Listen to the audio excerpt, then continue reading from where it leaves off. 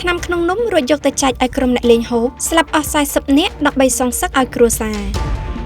មានស្ត្រីអ្នកលក់នំជនជាតិហៃទីម្នាក់បានសម្រេចចិត្តសងសឹកចំពោះក្រុមជនពាលដែលបានសម្លាប់សមាជិកគ្រួសាររបស់ខ្លួនដោយបានដាក់ថ្នាំបំពុលក្នុងនំរួចយកទៅចែកឲ្យក្រុមជនពាលទាំងនោះបណ្ដាលឲ្យស្លាប់អស់ទាំងក្រុមចំនួន40នាក់ស្ត្រីរូបនោះរស់នៅក្នុងទីក្រុង Port-au-Prince រដ្ឋធានីនៃប្រទេសហៃទីនាងជាអ្នកលក់នំផាតេសដែលជានំពេញនិយមបំផុតក្នុងតំបន់ក្នុងនោះគ្រួសាររបស់នាងត្រូវបានក្រុមជនពាលវាវអានសាមបានធ្វើការសម្លាប់តែនាងមិនមាត់តវ៉ាឡើយដោយរងចាំសងសឹកយ៉ាងជិតត្រជាក់បំផុតនាងដាក់ថ្នាំកន្លាតកម្រិតខ្លាំងនៅក្នុងនំរបស់នាងរួចក៏បានយកទៅចែកឲ្យក្រុមអ្នកលេងទាំងនោះដោយមិនគិតថ្លៃក្រុមអ្នកលេងនាំគ្នាយកដោយមិនសង្ស័យព្រោះនាងជាអ្នកលក់នំក្នុងតំបន់នេះយូរណាស់មកហើយយ៉ាងណាមិញក្រោយពីបានបរិភោគហើយស្រាប់តែម្នាក់ៗក៏បាននាំគ្នាចុកពោះនិងក្អួតយ៉ាងធ្ងន់ធ្ងរហើយក៏ដល់ថ្នាក់បាត់បង់ជីវិតអស់ចំនួន40នាក់ដែលមិនទាន់មាននរណាម្នាក់បានសង្គ្រោះពីគ្រូពេទ្យឡើយដោយឡែកក្រោយពីបង្កហេតុហើយស្ត្រីរូបនោះក៏បានមកប្រគល់ខ្លួនឲ្យប៉ូលីសហើយបានសារភាពថាខ្លួនជាអ្នកដាក់ថ្នាំបំពុលក្រុមជនពាលទាំងនោះ